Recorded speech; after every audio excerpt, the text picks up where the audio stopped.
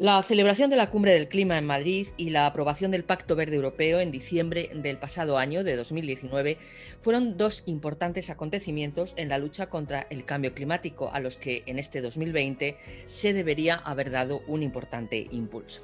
La irrupción de la COVID-19, sin embargo, y por desgracia, como sabemos, ha sido la gran protagonista de este año. Expertos de todos los ámbitos nos advierten de la relación que hay entre determinadas enfermedades, la pérdida de la biodiversidad y el cambio climático, y reclaman la necesidad de abordar este problema. Las acciones en este sentido, también se dice, son oportunidades. Pero es que además en el sector de la energía se han estado produciendo una serie de acontecimientos, un colapso en la demanda, una serie de cambios y de incertidumbres que también le ha afectado a este sector en gran medida. Bueno, pues vamos a reflexionar sobre todas estas cuestiones, sobre la situación actual y también sobre los retos en este ámbito con Gonzalo Escribanos, profesor de Economía Aplicada e investigador senior en el Grupo de Investigación de Economía Política Internacional de la UNED. Es director del Programa de Energía y Cambio Climático del Real Instituto Elcano.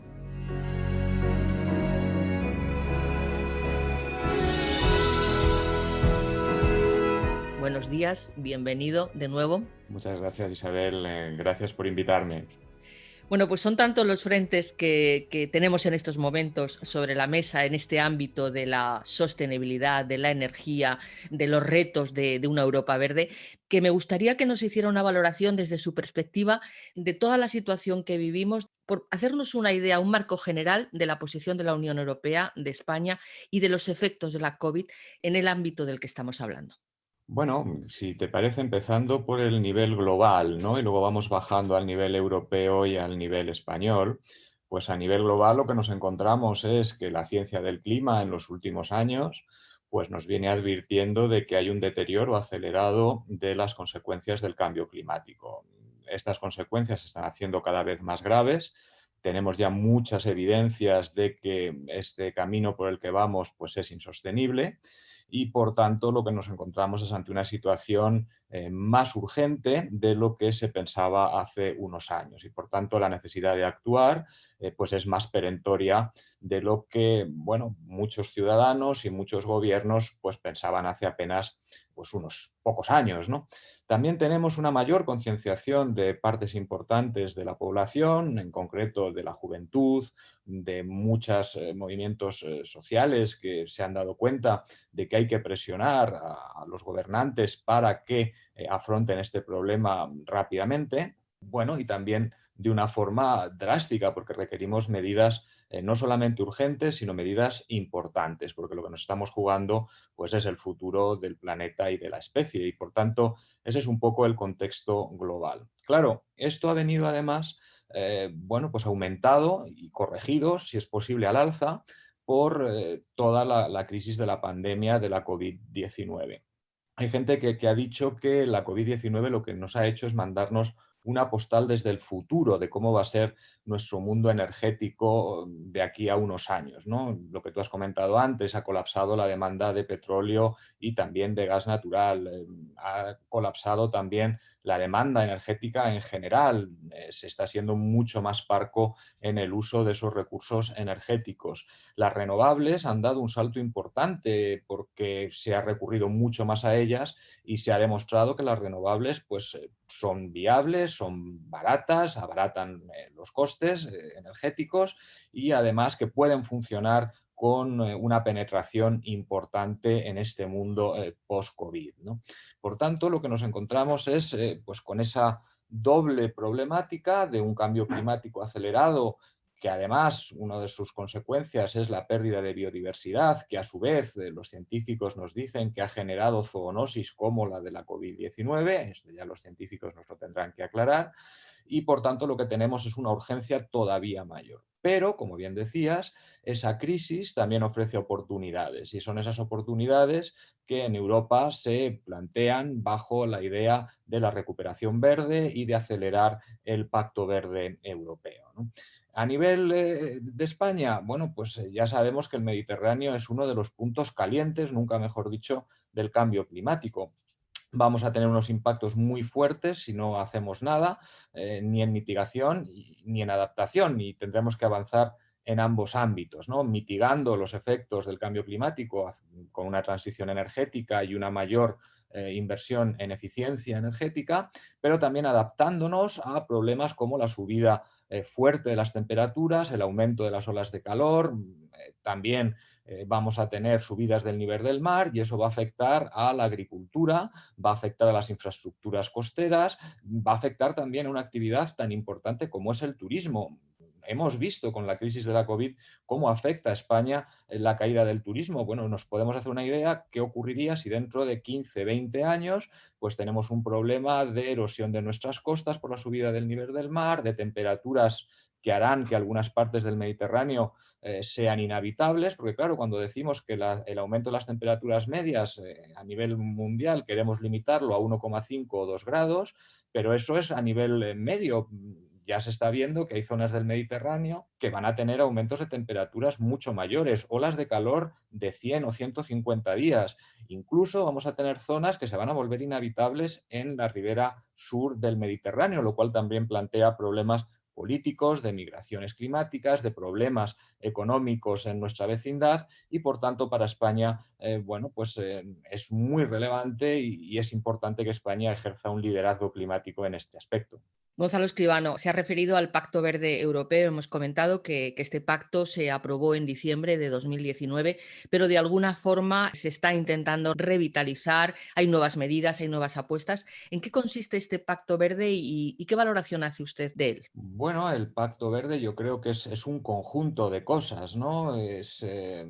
No solamente hay que hablar del Pacto Verde, la Unión Europea se está moviendo mucho en muchos ámbitos. Primero, en el liderazgo climático internacional, es decir, ahí tenemos un paquete de la cual penden muchos hilos, ¿no?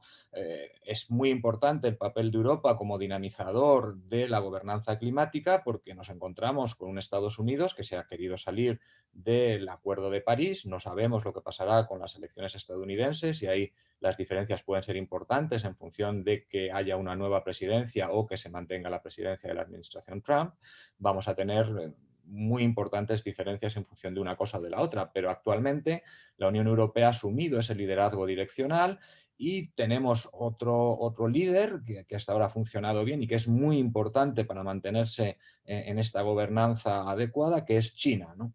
A China le ha afectado mucho la crisis del coronavirus y hay dudas de que pueda, bueno, pues dar marcha atrás o que esa narrativa, ese discurso de la recuperación verde, pues sea un poco de cara a la galería mientras sigue construyendo plantas de carbón y haciendo, bueno, pues emisiones importantes. Pero recientemente China también ya ha dicho que quiere ser neutral en carbono, no en 2050 como la Unión Europea, sino en 2060. Es decir, lo primero es que la Unión Europea tiene ahí un liderazgo a nivel internacional. El Pacto Verde en sí es básicamente un plan de acción que lo que pretende es impulsar un uso eficiente de los recursos tanto energéticos como de los recursos naturales en general, promover una transición a una economía limpia y circular y respetar también la biodiversidad y reducir la contaminación y las emisiones de gases de efecto invernadero. Y para ello, pues plantea toda una serie de actuaciones en todos los sectores de la economía europea, pero también de sus vecinos, como comentábamos antes, ¿no? Desde la inversión en tecnologías respetuosas con el medio ambiente a garantizar la eficiencia de los edificios, la descarbonización del sector energético, pues que la movilidad sea más limpia, promoviendo pues el vehículo eléctrico y unas nuevas movilidades, modelos de movilidad más basada en el peatón, los ciclistas, etcétera, en las ciudades y, por supuesto, un apoyo a la innovación por parte de las industrias. Pero, como decíamos antes, esto solamente es una parte de la acción de la Unión Europea en materia de clima y de energía, porque tenemos toda una panoplia, todo un acervo comunitario muy amplio en esta materia que va más allá del Pacto Verde Europeo. Es decir, aquí tenemos un paquete muy amplio. Tenemos, bueno, pues este paquete de recuperación de la COVID-19, la Next Generation European Union, se llama la nueva generación o próxima generación en español, que asigna un papel muy importante a la recuperación verde. Muchos de los proyectos que se van a financiar pues van a tener que van a necesitar un contenido verde demostrable para poder ser financiados por la Unión Europea. También tenemos lo que se ha dado en llamar, aunque no es una ley, pero en fin, una ley climática europea, que además también se apoya en leyes climáticas que se están sacando en los distintos Estados miembros. En España estamos en el proceso de sacar adelante una ley del clima también. Pero también hay otras cuestiones, como por ejemplo las leyes que se están sacando en los distintos Estados miembros y pues todas estas iniciativas, estos planes integrados de energía y clima que los Estados miembros tienen que mandar a la Comisión para ser aprobados. España ya ha mandado el suyo, una estrategia de largo plazo que también está ahora en consultas públicas en España y toda una serie de estrategias que se han mencionado también en el debate sobre clima, ¿no? Pues una estrategia para el hidrógeno, una estrategia para una agricultura sostenible, etcétera. Es decir, hay todo un paquete de medidas muy fuerte y que tiene mucha consistencia entre sí y que por tanto digamos que es bueno, pues un conjunto de políticas, de estrategias que lo que pretende es transformar de forma muy radical y muy sustancial y en un plazo relativamente breve de tiempo, de aquí a 2050, pues digamos el modelo económico europeo. Y de nuevo, la COVID-19 lo que hace es pues, reforzar, acelera esa tendencia e intenta la Unión Europea pues, avanzar en ese proceso para luchar contra la crisis generada por la pandemia mediante lo que ha denominado la recuperación verde. Eso es un poco donde estamos en la Unión Europea ahora. ¿Usted cree que eso es factible? Y luego ya trasladamos la situación a nuestro país. Bueno, es factible. Los objetivos de la Unión Europea de largo plazo de neutralidad de emisiones de carbono a 2050 o a 2030, ahora se están aumentando las ambiciones. La Unión Europea quiere aumentar la ambición en descarbonización al 55%. Bueno, pues hay debate, ¿no? Básicamente esto se gestiona o se analiza mediante modelos energéticos muy complejos y bueno, pues unos modelos dicen una cosa y otros modelos dicen otra. Hay un cierto consenso en que hacia 2050 pues falta mucho tiempo y es difícil de pronosticar cuál va a ser la evolución de las tecnologías. No sabemos cuál puede ser el papel que tenga el hidrógeno, cuál puede ser la caída de costes que está siendo muy pronunciada de las tecnologías renovables, en qué medida las infraestructuras se van a poder adecuar, cómo van a cambiar las formas de vida, pues por ejemplo en esto que se ha dado en denominar la nueva normalidad, pues por ejemplo el teletrabajo pues puede reducir bastante la demanda energética, ¿no? En fin, hay toda una serie de interrogantes que permanecen y hay estudios que dicen que sí, que se puede llegar a esos ambiciosos objetivos a 2030 de un 55% de descarbonización y hay otros modelos que te dicen que con dificultades o que no se puede llegar. Pero en fin, yo creo que aquí la cuestión es que si en vez de estar en el 55% de descarbonización en 2030 estamos en el 50% y que si en vez de estar 100% neutrales en carbono en 2050 lo estamos en 2055, pues hombre, no diré que sea una cuestión de detalle, pero los objetivos están claros y ya va a ser una cuestión de si llegamos antes o después con un mayor porcentaje o un porcentaje menor. Pero que es factible dentro de un margen de incertidumbre, pues la mayor parte de los modelos nos están diciendo que sí. Unos son más optimistas, otros creen que hacen falta medidas más radicales, inversiones más importantes, y lo que en todos coinciden es que esto requiere una inversión masiva de dinero, que es una transformación fundamental, un cambio también de mentalidad y de políticas, y nuevas normas y nuevos marcos institucionales que permitan cumplir esos objetivos tan ambiciosos. Y luego veremos si llegamos en 2030 o en 2035, si llegamos en 2050 o en 2055. Pero la senda creo que está clara, mucho más clara que hace 2 o 3 años. La ciencia del clima nos dice con cada vez más de forma más tajante que es imperativo avanzar en ese sentido y en esa dirección. La senda está clara y otra cosa son los plazos y que los objetivos se cumplan de forma más o menos estricta. Gonzalo Escribano, no le quiero entretener mucho más, pero hay dos cuestiones y como usted es un experto en el ámbito de la energía, a mí me gustaría saber hasta qué punto esas energías limpias, renovables, en el caso de que se vaya a aumentar su uso, por ejemplo, pienso en la eólica, ¿qué impacto tienen o se consideran los impactos que pueden tener negativos sobre los ecosistemas de las zonas donde se instalan esos parques eólicos gigantes? Bueno, como cualquier, una de las cosas que también se ha hecho en la Unión Europea y por supuesto en España es que ahora cuando se hace cualquier proyecto tiene que tener una evaluación de impacto ambiental. Y es cierto que hay problemas, hay dilemas. Es típico, bueno, pues hacen mucho ruido los parques eólicos, depende de dónde se sitúen. A alguna gente le molesta el, pues, que deterioran el paisaje o las placas solares. En fin, ahí hay para todos los gustos, ¿no? Y luego también sí, tiene problemas para la biodiversidad, por ejemplo, para las aves, etcétera, pero de nuevo la tecnología avanza y la tecnología avanza reduciendo esos impactos, la tecnología y también las normas y las instituciones, que lo que pretenden es minimizar esos impactos. Entonces sí, hay normativas, por ejemplo, en Alemania se está intentando ver que haya un mínimo de distancia desde los parques eólicos, que son los que hacen más ruido y además molestan más, ¿no? Hacia las zonas habitadas. Eso puede reducir la capacidad de desplegar parques eólicos.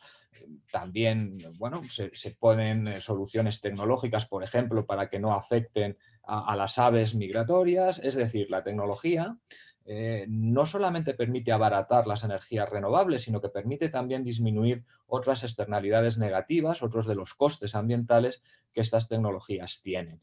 Y por tanto, la tecnología nos hace ser optimistas en la medida en que muchos de los problemas actuales pueden ser solucionados por esos avances tecnológicos. Ahora bien, uno puede ser un optimista tecnológico, pero también hay que ser realista.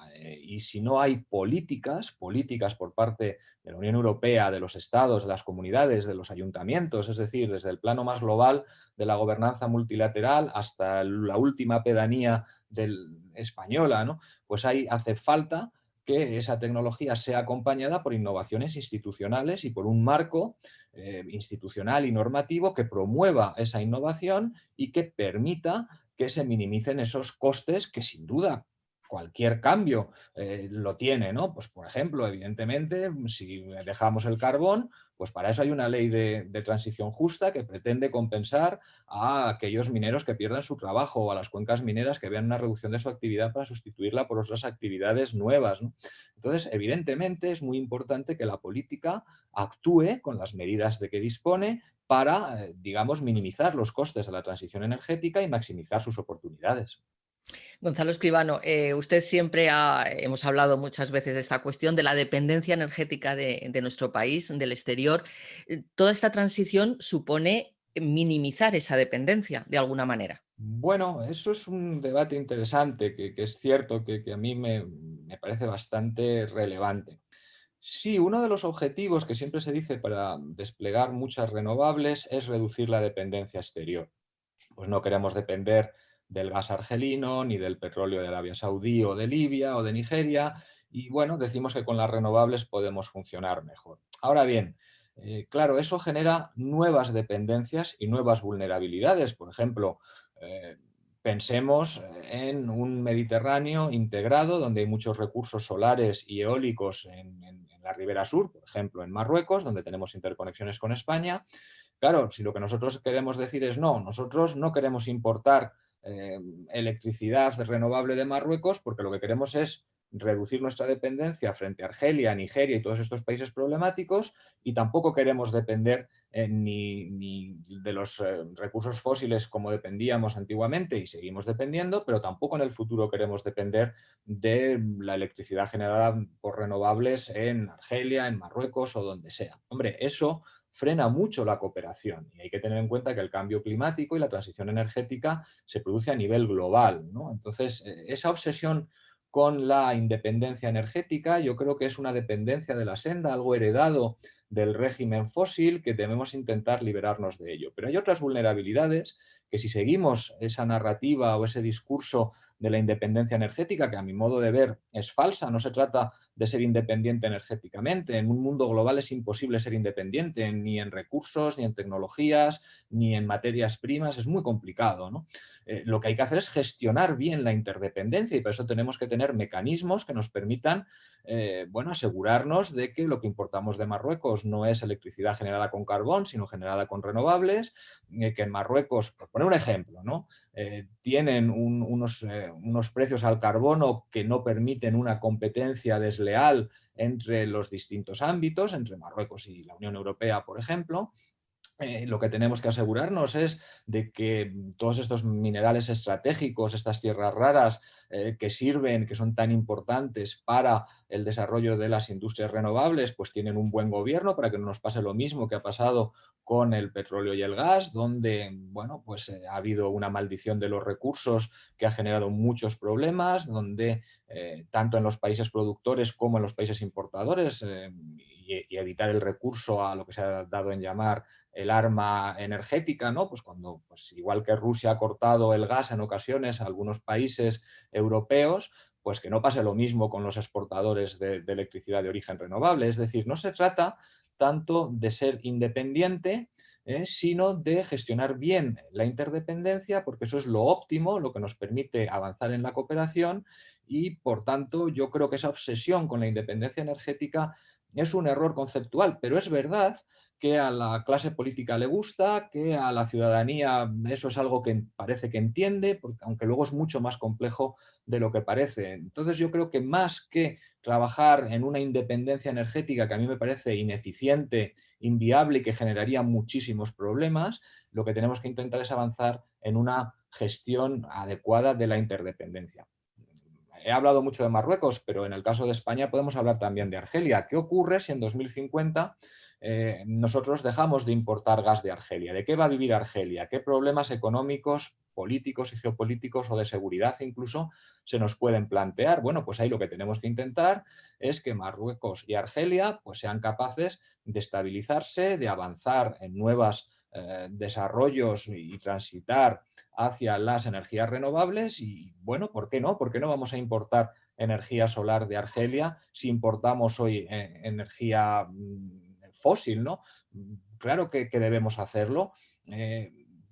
Evidentemente tendremos menos problemas geopolíticos porque son distintas las renovables que los fósiles por muchas características diferenciales y, por tanto, lo que hay que hacer es trabajar en mejorar esa pauta de interdependencia que sea más benéfica y más cooperativa y que beneficie más tanto a los importadores como a los productores y a las poblaciones de los países donde se generen esos recursos, más de lo que lo ha hecho en el régimen fósil en el pasado.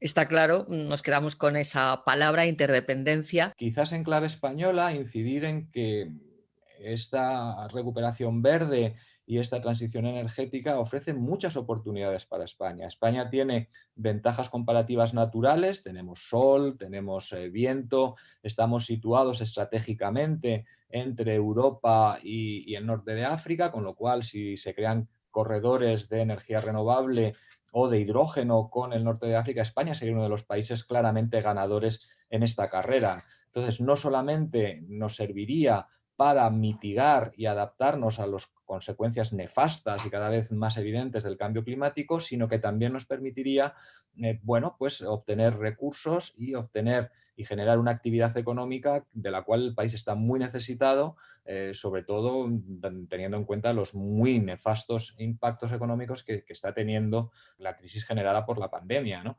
Entonces, es importante ver que esto es un aviso que nos está mandando, si se quiere, el planeta y que nos tenemos que empezar a adaptar, porque ahora nos ha venido una ola muy importante de la pandemia, pero la ola del cambio climático, si no hacemos nada, en 20, 30 años, pues puede suponer una debacle económica mucho mayor para España que esta debacle que esperamos sea temporal. ¿Qué pasará si en España no pueden venir turistas porque nos quedamos sin playas, porque hay eventos meteorológicos extremos, porque las olas de calor duran en verano 40 días y alcanzamos los 50 grados o los 40 y muchos?